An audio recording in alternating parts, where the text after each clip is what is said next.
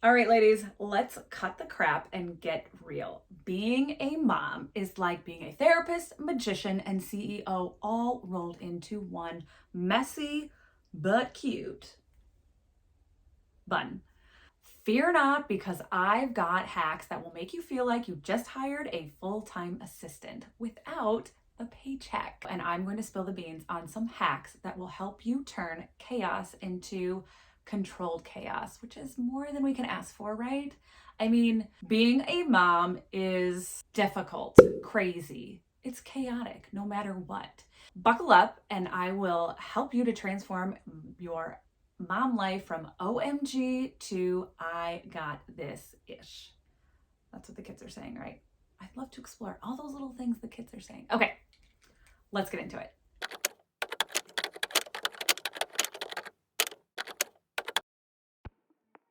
Okay, so first of all, I really quickly am a former teacher of 13 years. So I have a little bit of a background in doing all things dealing with kids. I have really brought a ton of things from the classroom into my home. Hopefully not too many things because I was a very, very strict teacher, but I have a few things up my sleeves that might help.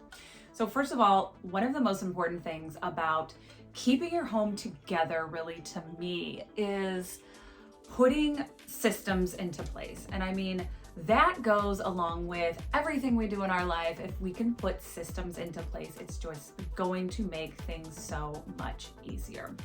Here's my tip number one. Put socks by the door or wherever you keep your shoes. One thing that I noticed every time we were getting ready to walk out the door is that I would always have to come back upstairs and grab socks. And I would have my kids do it, of course, because I really do make them do everything. But we're always in a hurry or a rush to get out the door. So sometimes it's just a lot easier, faster if I go do it or make daddy go do it.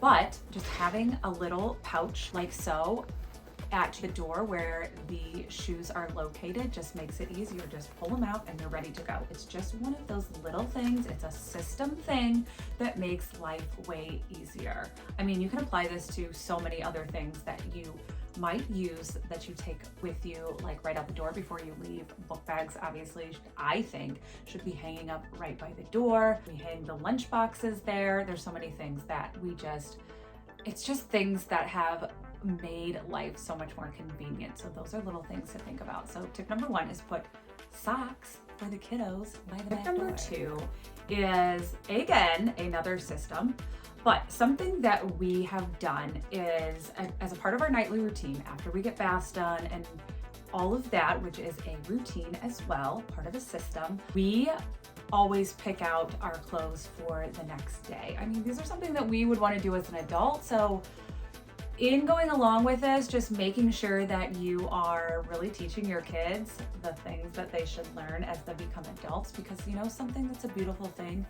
It's always great when your children need you, but also it's great when they start doing things on their own. And that is what I am all about. So as a part of our nightly routine, we pick out the clothes that we're gonna wear for tomorrow. If it's something for Lucy, I have a 5-year-old and a 3-year-old. My 5-year-old who's in kindergarten, I have a schedule from her teacher's app that tells me what kind of special they have the next day. So for example, if they have PE, then even though my daughter is obsessed with dresses, that's all she wants to wear, she just wants to be a princess, I have to advise her to wear pants or shorts that day if she has PE. But one hot tip as well is to always give kids choices. So I will usually grab like 2 or 3 things out of their closet, hold them up and say, Lucy, what looks good for tomorrow? What do you want to wear tomorrow? And she will pick out something. That is another little behavior tip as well when you are dealing with issues with your kids who are trying to fight back about things. Whenever they have choices, that means that they are given a lot more power and they love it. So choices is a huge thing. That's something that I've learned for so many years about dealing with behaviors with kids. If you are having big issues with your child and they are just fighting back and not wanting to listen to anything you say, give them a choice. Here's a quick example. So let's say Ophelia, my youngest, she's 3. Oh, she's a special treat. She is not wanting to go to bed and she's having a big fit about it. It's just not time yet, Mom. And I tell her, okay, well, here's your choice. You can either, I will give you 2 more minutes to play or what have you. Finish up whatever you're doing. That's another thing. Give your kids warnings so they're not surprised. Or we can go to bed right now. Or here's another thing, like with taking a shower or a bath. That was quite the thing for her. She was not having the showers. And so I kind of did a little compromise with her and let her do kind of like a sitting shower, I guess. And it's just something that works better for her. But that was also something else that I put into place that was a choice. And when they feel like they have power in the decision making, they are completely more likely to be on board for something. So really give them choices. The tip, again, is setting up the morning the night before. So what they're gonna wear. So there's no arguments, everything's ready to go. They know what to expect. Expectations are huge. So gosh, I'm really getting into a rant about so many other little tips for you. You're welcome. But that is my tip for you. Okay, tip number 3.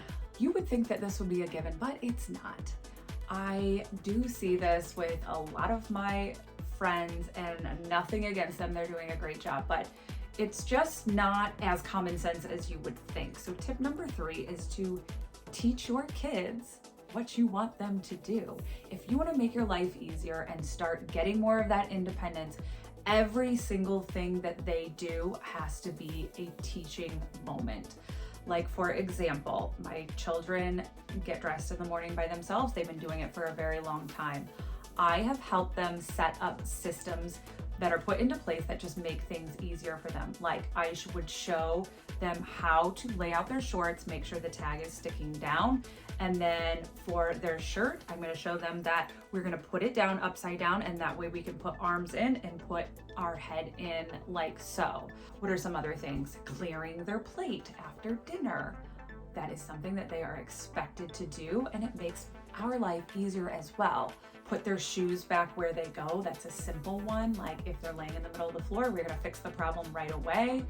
Rinse out your toothbrushes. In the morning, another part of our morning routine is making their bed. They are expected to make their own bed. These are setting up so many systems for them as they move forward and grow older to be adults, to just really help them know what to do to like be a good, clean human. And whoever their future husband or wife is going to be, they're going to be thankful because they know how to take care of themselves. I know that sounds simple, but it is. All right. I feel like these are just all things that are just really going to make your life so much easier. And I'm so happy to share this with you.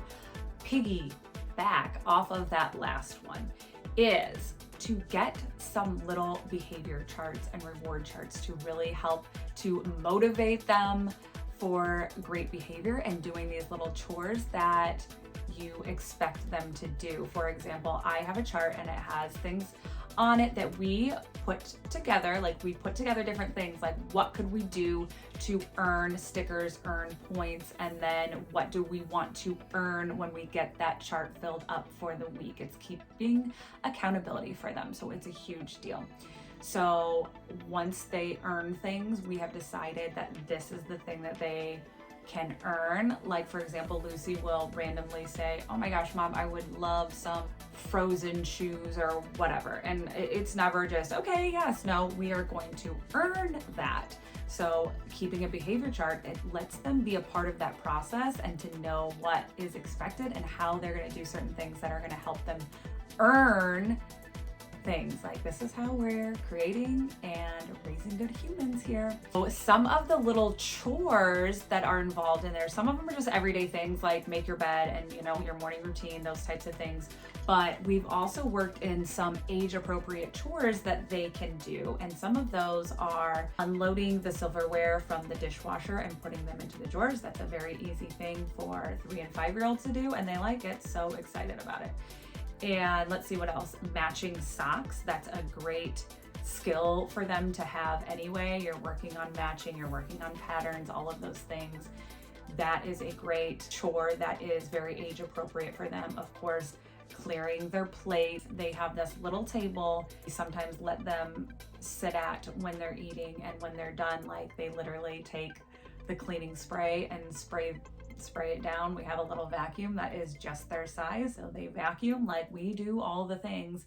And this is just helping your kids to understand how you really want your house to be ran, and it's just building those skills up for them to be better humans in the future and know what's going on, and to someday be wonderful homemakers, mothers, fathers, whatever it is. So you are really putting into place all of these things as you are also making your life easier. Like, how could you ask for any better? Okay. Tip number 5. I have so many more tips as I'm even like recording this video and talking about all these things to like share with you, and I'm really excited to share it with you, and I really hope that it helps somebody, because before I became a mother and I saw other people doing these things, I didn't think about how, you know, rudimentary it is that you do it, but you forget about it. And the reason why I came to talk about these things today is because this past weekend we went out on the boat. We live down here in Southwest Florida, so that's something that we get to do often, sorry, but we love it. And the kids have come with us since they were like 6 weeks old. And when we go out to different places, like for example, this past weekend, I knew that we would go out on the water and go to a restaurant. So I have this little handy bag. You could use like a mini backpack or whatever it is. And I have it ready to go all the time. And it's kind of just like a restaurant bag, or like a bag that you would use in a place that is not necessarily kid friendly. They might have coloring books or they might not, and maybe they have coloring books, but it's not what your kids love, and it might not last the whole time. Like, we all have to be honest in knowing that we want to continue to keep our adult lives going even though we have children. I mean, that is something that is super important to me anyway. I don't know about you, and if it's not, it should be, because a lot of times we get into these like identity crises when we become parents, and we forget about like the adult and human and person that we were before, and that is no fun. It's not healthy, so we don't want to do that. So if we go to a restaurant, which we take our kids everywhere, I want to be able to have adult conversations and be able to do things. And there's nothing wrong with that, especially because a restaurant might not be like the most fun place for a child to go, but you have to eat and you have to have social situations and like, you know, still be a human adult. So if you are prepared with things like markers, coloring books, we have flashcards in there. I have Brain Quest cards, which have been really awesome with them. They go through like little questions and they're very age appropriate, and the kids love them. And, you know, a lot of times our other adult friends will be with us and they will do them with them as well. But they are entertained and more behaved the entire time. If you have some kind of mini backpack, you can put wet wipes in there as well, because, you know, kids are messy, and just whatever else you think you might have. But as your kids start to get older, luckily you're not going to have to take the whole damn house with you everywhere you go. Oh my God, I remember those days. But having a little bag that is your restaurant bag with you at all times. And like I said, this past weekend, I knew we would be going to a restaurant, so I was going to pack it. And one of the girls that was on the boat, had a friend who also had little ones as well, like 2-ish years old. And she was like, oh my gosh, like I never thought about bringing a bag that would have like things to do, because he was sitting there like just watching something on the phone. And then I of course offered, hey girl, do you want some coloring books? Would he like to color? And she's like, yeah, maybe. And I think that like, I don't think about these things that I just do every day to just make my life easier, but hopefully it's something that can help you, because the better prepared you are as a mom, I'm telling you, the less hairs you're gonna wanna pull out of your freaking head. Those are my 5 hacks for today to make life easier as a parent. And I hope they're helpful. And if you have any of these things or anything to add to the discussion, please leave it in the comments below. I believe that doing these little things can make a huge difference with your sanity. And being a mom is hard. There are so many things that we really have to like prepare for and think about and stress about, but the more and more you are just ready to go, like, the easier your life is going to be. Keep following for more hacks and tips to make mom life easier. And if you are somebody who is really struggling with your energy, then take a look at this video right here, because there are some tips and tricks that I have used that have tremendously helped my energy to be up and be my best self. So check that out, and thank you guys. Thanks for joining. See you next time.